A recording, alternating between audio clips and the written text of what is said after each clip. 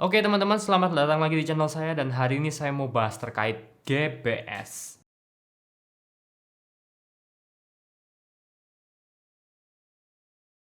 Sebelum saya mulai videonya, saya ucapkan empati sedalam-dalamnya untuk Ibu Susan di Sukabumi yang mengalami penyakit ini. Semoga Ibu bisa segera pulih, bisa segera beraktivitas kembali seperti sedia kala tanpa kekurangan suatu apapun. Oke, sekarang kita masuk ke penyakitnya, teman-teman. GBS ini adalah suatu penyakit saraf. Oke, dia menyerang ke saraf, terutama saraf motorik biasanya. Apakah ini bisa disebabkan karena vaksin? Sabar, nanti saya akan bahas di video ini, tapi kita kenalan dulu sama penyakitnya. Jadi GBS ini penyakit yang menyerang saraf, terutama saraf-saraf yang keluar dari tulang belakang. Ya, di tulang belakang itu kayak pusatnya gitu, nanti keluar saraf-saraf kecil ke kiri dan ke kanan. Itu nanti mensarafi ke tangan, ke kaki. Salah satunya juga saraf untuk mengatur kita bisa buang air besar, buang air kecil, kita bisa menahannya. Saraf-saraf pernafasan juga ada keluar dari sana, jadi banyak sekali komponennya. Yang khas dari GBS ini biasanya adalah dia itu gejala kelumpuhannya itu prosesnya naik. Jadi biasanya kaki dulu yang kena, makin lama makin tinggi. Awalnya nggak bisa menggerakkan telapak kaki, mungkin setelah itu paha nggak bisa gerak, setelah itu tangan-tangan nggak bisa gerak, baru sampai akhirnya naik terus sampai batasnya di leher. Oke, jadi saraf di atas leher, kepala itu nggak akan kena sama sekali terkait GBS. Nah, terkait gejalanya seperti apa, namanya nyerang ke saraf, saraf itu manifestasinya bisa seperti kebas atau tidak terasa sama sekali, bisa juga dalam bentuk kelumpuhan sehingga kita tidak mampu menggerakkan otot tertentu, atau bahkan bisa sampai nyeri. Nah, yang nyeri ini yang kasihan sekali. Oke, jadi dia akan merasa seperti terbakar atau seperti tertusuk, pokoknya ada sensasi-sensasi nyeri yang tidak tertahankan. Pertanyaan besarnya, apa penyebabnya? Sampai sekarang teman-teman, GBS ini penyebab pasti itu tidak diketahui. Yang diketahui adalah biasanya pada pasien-pasien penderita GBS ini didahului dengan ada kondisi infeksi. Infeksi paling sering biasanya infeksi saluran pernafasan. Jadi manifestasinya seperti batuk pilek, gejala yang umum banget. Atau biasanya kondisinya diare pasiennya. Nah, ini biasa terjadi infeksinya itu kurang lebih 1-4 minggu sebelum kena GBS-nya yang sekarang. Dalam pengalaman saya waktu jadi koas waktu itu, saya pernah ketemu pasien satu GBS, satu aja selama saya dari koas pendidikan sampai sekarang, termasuk penyakit yang sangat langka tentunya. Ya, dan pada saat itu pun pasiennya itu mengaku dia sempat diare dan batuk pilek 2 minggu sebelum keluhan kelumpuhannya sekarang. Ya, saat itu pasiennya memang kondisinya ya sama tadi ascending, masuk ke rumah sakit kondisi kaki lumpuh. Setelah dirawat di rumah sakit tiba-tiba tangan juga nggak bisa bergerak. 1 minggu karena semakin memburuk pasiennya masalah ke pernafasan, jadinya pasien nggak bisa bernafas. Jadi ya akhirnya dengan sangat menyesal waktu itu pasiennya juga meninggal. Proses penyakit ini sebenarnya terjadi karena ada namanya demyelinisasi saraf.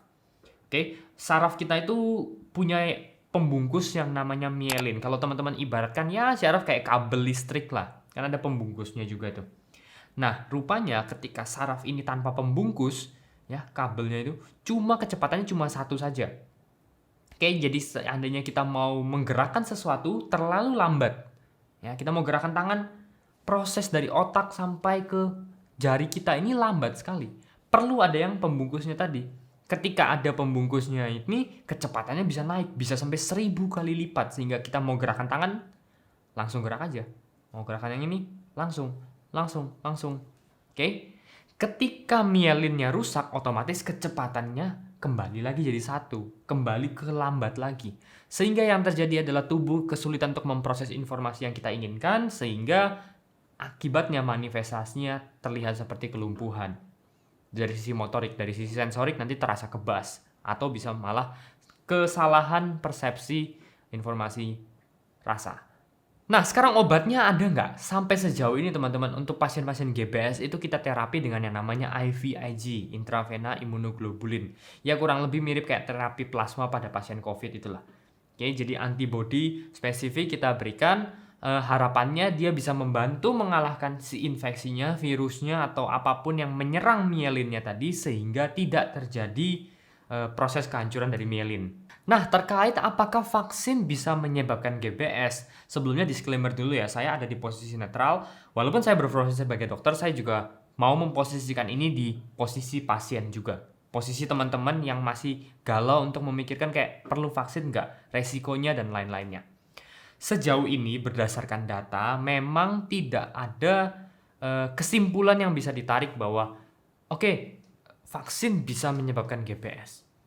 Oke, kita harus pahami dulu teman-teman, ada yang namanya efek samping vaksin, ada yang namanya KIPI atau kejadian ikutan pasca imunisasi. Efek samping vaksin adalah sesuatu yang memang bisa disebabkan karena vaksin dan tentunya bervariasi. Ada yang tinggi angkanya, ada yang kecil insidennya. Seperti contoh misalnya AstraZeneca. AstraZeneca menyebabkan penggumpalan darah. Itu efek samping teman-teman. Ada datanya walaupun kasusnya jarang. Oke? Sedangkan kalau KIPI adalah semua kondisi yang terjadi, baik itu berhubungan atau tidak berhubungan terkait si vaksin ini sendiri. Contoh, misalnya kayak saya setelah divaksin, terus saya jadi lapar. Ini termasuk mungkin KIPI, karena tidak ada hubungannya dengan efek samping. Tidak pernah dilaporkan secara detail gitu loh. Atau contoh lain lagi adalah misalnya KIPI setelah divaksin malah terjadi resiko kanker misalnya. Oke, ini juga bisa jadi KIPI karena tidak ada data, tidak ada yang menunjukkan bahwa habis divaksin pada beberapa orang memang terjadi kanker gitu. Kurang lebih seperti itu teman-teman. Ada dua hal, efek samping dan KIPI. Nah, saya tidak menutup kemungkinan bahwa bisa jadi GBS ini yang bisa jadi efek samping. Tapi sejauh ini belum terbukti. Nah, teman-teman harus bisa pisahkan mana yang sudah terbukti, mana yang belum. Oke, jadi apakah kemungkinan bisa karena vaksin? Bisa jadi. Tapi sejauh ini belum ada hubungan, belum ada kaitan yang menyambungkan antara vaksin dan kejadian terjadinya GBS. Kenapa teman-teman harus penting ini? Karena ya zaman sekarang kadang-kadang kita lihat media sering mencampur adukan mana KIPI dan mana efek samping vaksin. Akhirnya kita semakin bingung. Untuk vaksin apa enggak, saya serahkan kembali ke teman-teman, hatinya lebih sreg apa enggak. Cuma prinsipnya, saran saya adalah ketika keuntungan lebih besar daripada resiko, maka lebih baik vaksin lah. Oke? Oke, segitu aja video saya hari ini. Mungkin membantu teman-teman. Kalau suka like aja, kalau nggak suka dislike aja. Consider share dan subscribe juga kalau misalnya teman-teman mau dukung channel ini jadi lebih baik lagi. Kalau teman-teman ada ide mau bahas apa, silahkan komen di bawah. Nanti saya juga akan bales. Segitu aja video kali ini. Thank you sudah nonton dan kita ketemu lagi di video selanjutnya. Bye-bye.